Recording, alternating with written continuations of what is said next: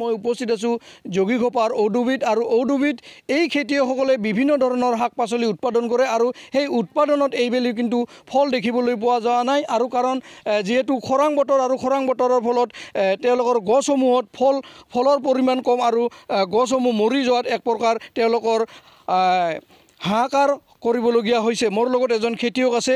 কি ক'ব, আপুনি খেতি কৰে? কেনেকুৱা এইবাৰ বৰষুণৰ পৰিমাণ কম হৈছে, কি হৈছে আপোনালোকৰ? বৰষুণৰ পৰিমাণ কম হোৱাৰ কাৰণে আমাৰ নানান সমস্যা আহিছে। একমাত্ৰ এক নম্বৰত পোক পৰুৱাৰ, তাৰপিছত ফল কমি গৈছে, গছবিলাক মৰি গৈছে। ধানৰ খেতি, ধানৰ সেজবিলাক, দানাবিলাক নষ্ট হৈ গৈছে, মৰি গৈছে বহুতো। আপুনি কি কি খেতি কৰে?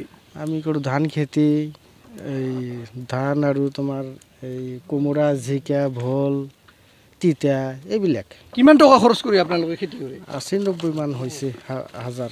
এইবেলি উঠিবনে আপোনালোকৰ? নুঠে, আধা আধি উঠে নে নাই তাৰ ঠিক নাই। আমি ঋণ লৈছোঁ বহুত চৰকাৰৰ পৰা। গছসমূহ মৰি গৈ আছে কাৰণ খৰাং বতৰ, বৰষুণ নাই। মৰি গৈছে, বহুতো মৰি গৈছে আৰু কিছুমান আছে মৰাৰ নিচিনা। আপোনালোকে পানী দিয়াৰ পিছতো গছসমূহ মৰি যায়? মৰি গৈছে, মানে ওপৰৰ পানী নাই, বৰষুণৰ পানী লাগে, বৰষুণৰ পানী নাইতো। বৰষুণৰ পানী নোহোৱাৰ কাৰণে বহুত মৰি গৈছে। কি ক'ব চৰকাৰক? কি ক'ব আপোনালোকে যিহেতু ঋণ লৈ আপোনালোকে খেতি কৰে, আপুনি লোকচানৰ সন্মুখীন হৈছে, কি ক'ব? চৰকাৰৰ ওপৰত লোকচানৰ দাবী কৰি আছোঁ, আমি ভিতৰত দিয়ে নে নিদিয়ে সিহঁতৰ কথা।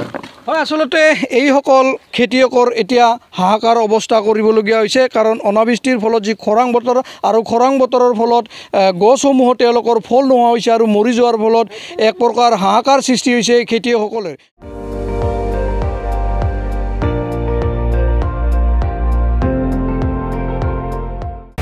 আপুনি চাই আছে ND24, সৰ্বশ্ৰেষ্ঠ নহয় সৰ্বোত্তমৰ দৌৰা।